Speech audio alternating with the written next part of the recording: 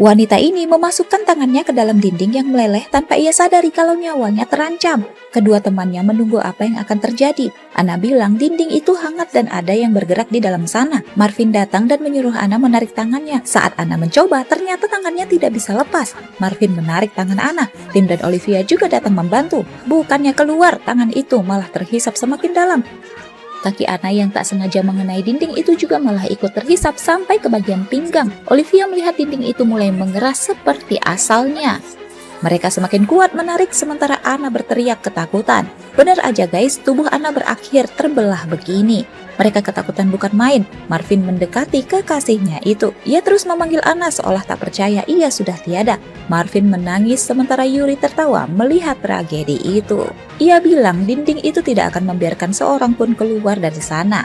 Marvin sangat marah dan langsung menembak Yuri. Ia lalu memandangi Tim dan Olivia. Marvin berakhir dengan menghabisi dirinya sendiri. Tinggallah sepasang suami istri ini yang hidup. Mereka tetap mencoba memindai dinding hitam itu. Setidaknya mereka harus mencoba daripada mati di sini. Saat itulah Olive sadar kalau setiap tombol memicu jumlah kilatan yang berbeda.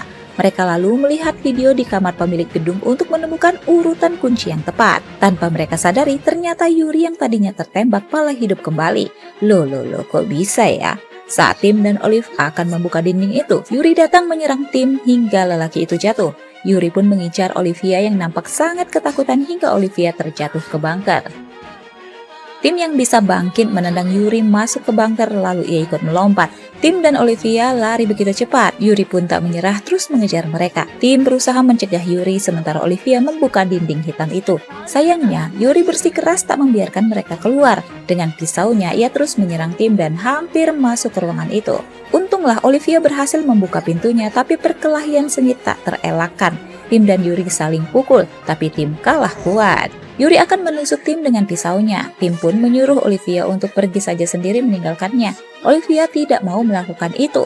Pintu sudah terbuka. Yuri memukul Tim hingga Tim lemas. Dengan wajah menyeramkan, Yuri siap menghabisi nyawa Tim. Tapi ternyata Olivia berhasil menyelamatkan Tim sebelum semua itu terjadi.